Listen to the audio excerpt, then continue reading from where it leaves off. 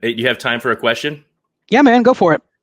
I wanted to ask you about human cheat code from Memphis, Antonio Gibson, running back, wide receiver, does it all. I want to know what you think the NFL is going to do with him. How high do you suspect the NFL will draft him?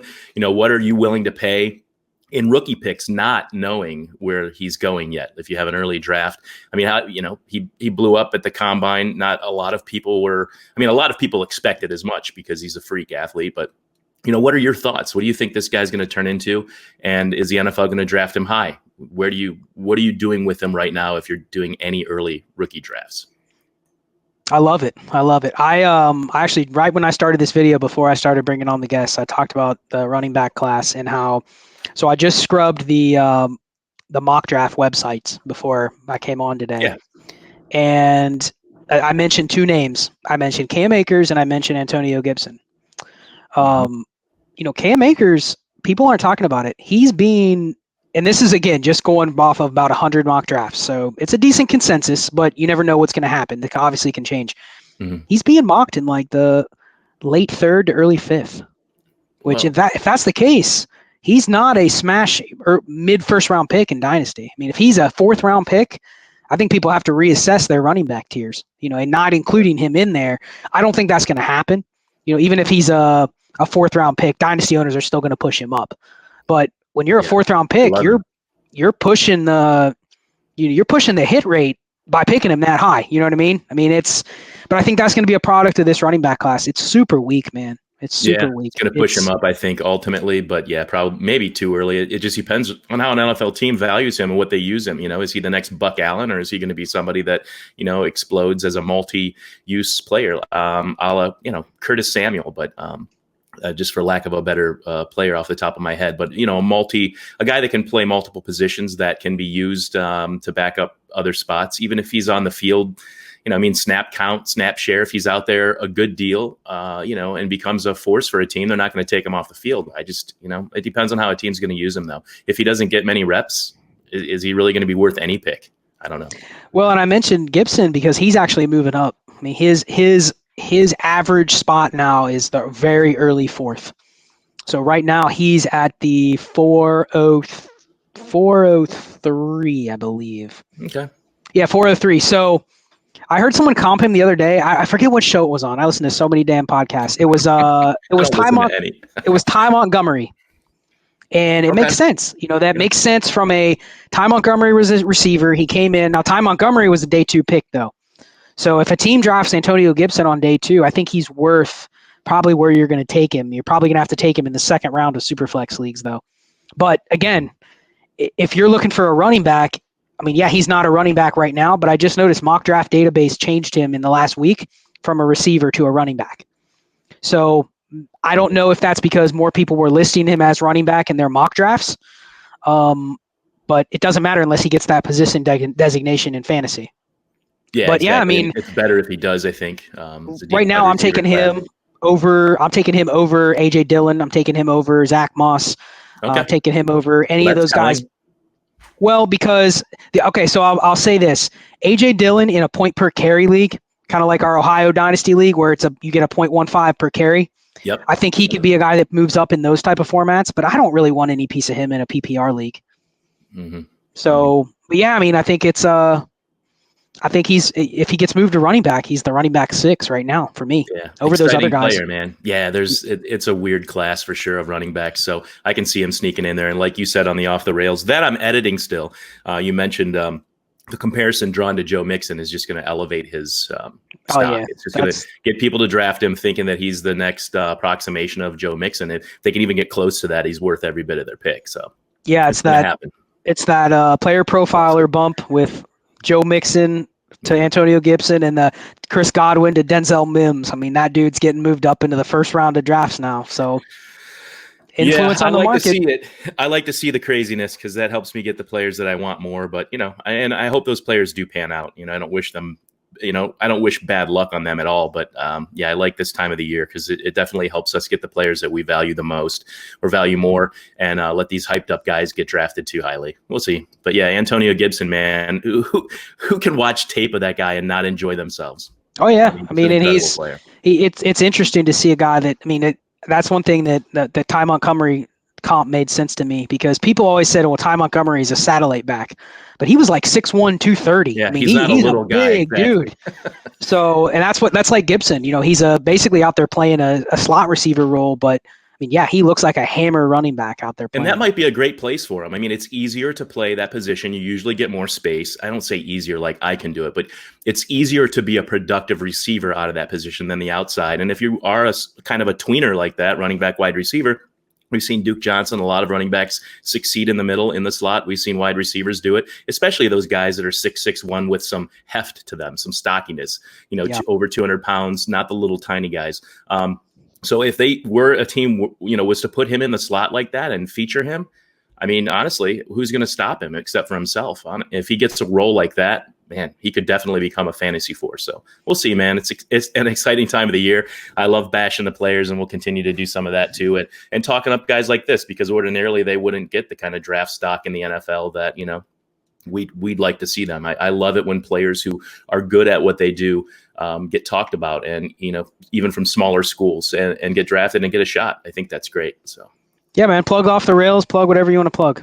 Dynasty Trades HQ, Dynasty Madman. That's my main show with Mike Sipes and Shane Manila, and you're a part of the Off the Rails podcast we do every couple weeks, where we get a little crazy on our lunch breaks, and that's most of what I got going on these days, and babysitting my kids. So. We gonna have an HQ mock draft at some point? Yeah, that's definitely in the works. We're going to do another one of those. So I got to talk to the guys and see about when, because we do have some guests upcoming the next couple of weeks, and then after that, so maybe 3 weeks from now, right before the NFL draft, we'll do another mock. Cool, man. All right, brother. All right, take care, man. Keep up the good work. Yep, see you soon. See ya. Hey, Alex, you're up, man. How's it going? What's up, man? How's it going? Good. What's your question? Man, so I've got a lot of tight ends. I got 7 tight ends. We got the draft coming up, and I got to cut somebody, right? So I wanted to run through those with you and see if you could give me an idea of if I should cut them or if I should just try to sell some of the guys with a higher value. What's the format? Tight end premium, how many teams, that kind of stuff? So it's regular for tight ends, not premium. Okay. It'll be 10 team. Okay. 10 team PPR super flex. And I've got Evan Ingram, Fant, Jasicki, Hawkinson, Howard, Ian Thomas, and Dawson Knox. All guys that are starters, but we know what some of the flaws have been with TJ Hawkinson being a rookie, OJ Howard, maybe the coach hates him, and Ian Thomas is You still there? Well, can you hear me? Yeah, I can hear you. You cut out for a second, but I think I got enough to answer your question. I think you probably should shop them, and I think you need to be open-minded about which ones you trade. I mean, honestly, Ian Thomas and Dawson Knox are 2 guys that I think haven't had their value spike yet, and I wouldn't say I necessarily trust them either. I'm actually not a big fan of Ian Thomas in this offense that he's going to. I don't think Matt Rule's necessarily going to be good for Ian Thomas in Dynasty, so I think he's maybe being a little bit overhyped.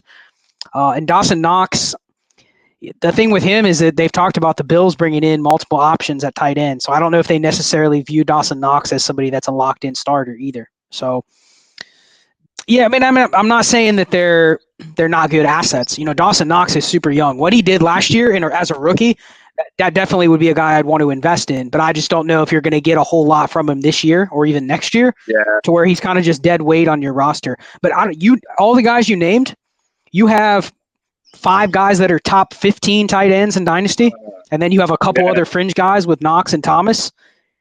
But none of them are guys where you're like, I know they're guaranteed to be a top 5 performer.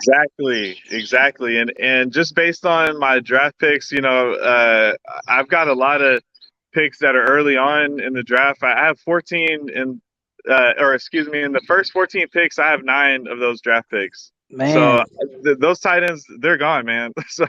But I hate cutting guys for nothing, because I stashed them for a reason. So it just kind of Can you get futures out of them? Can you trade any of them for future picks? I mean, especially knowing you have a roster crunch. Oh, I'm gonna try it. Yeah, because we don't have a taxi squad. That's the annoying thing. I've lobbied for it year after year, trying to get votes going to change it to where we have a taxi squad, and they're just more traditionalists, but they're thinking more from a redraft perspective. We're in our fourth year, or going into our fourth year of that dynasty, so we're still pretty new. How many starters in the starting lineup? 11. So Okay. that'll be the quarterback, super flex, 2 running back, 3 wide receiver, 1 tight end, defense, and a kicker. So really 9 if you take the defense and kicker out. Sorry, and the 1 extra flex. Okay. Yeah, I don't even count defense and kicker. So really, it's a shallow league in terms of skill player starters. Yeah, man. I think in your case, you're gonna have a hard time getting the quote unquote right value for those guys. I think you just need to be really open minded with pick the ones that you want to keep. Whether it's Fant or Gesicki but I wouldn't be stuck with, if you get the best offer on one of those guys, I wouldn't turn it down. I think you're at the point now, if you can upgrade to an elite receiver that can give you a floor of targets, or a running back that is going to have a massive amount of touches, which, I mean, you have all the first round picks too. So it's like, it's going to be hard for them to upgrade you. But yeah, I think I'm going for, I'm willing to take a loss on paper to upgrade certain spots. Yeah, I like what you're saying. So maybe a 2021, because, I've got the 3rd, 5th, 6th, 8th, and 9th pick in the first round. And again, 10-man league, that's a lot of value, because I've asked some questions to the rest of the team with you guys, and I told them that I've got 11 through 14 as well. So it's just, I feel pretty stacked. I think I'll be okay no matter what happens. Like, if I don't win this league this next year, I'm going to be so mad. I've got Lamar Jackson. I like what you were saying on the last call about how, you were short on quarterback in one of your leagues. I've got Lamar and Stafford. That's it. And Stafford didn't play last year, and that's why I lost. So right now I want to retool with running back. Yeah, and I mean, I think if that's the type of league where, again, you have to consolidate. So you're going to have to eat some value on paper to consolidate. But man, if you can set yourself up with another quarterback, that I would recommend Russell Wilson. I think he's being super undervalued. People are valuing Russell Wilson like he's in a run-first, low-pace, low-volume offense. What happens if, there's been kind of the rumblings that Russell Wilson's pushing for them to open it up a little bit, and their running back situation right now is kind of a mess. So what happens if he has one of these seasons in the next year or two where they really open it up and he just throws it 550 times? I mean, I could see him having a season that outperforms where he's being valued. He's still being valued like quarterback 5 or quarterback 6. But I mean, he has quarterback 1 or 2 potential. So maybe he's a guy to target with your picks and Stafford. Yeah, the owner of Wilson, he needs a lot of help. So I'm gonna take your advice, man. Make it happen. Yeah. Cool, man. Awesome. See ya. Thanks. Take it easy.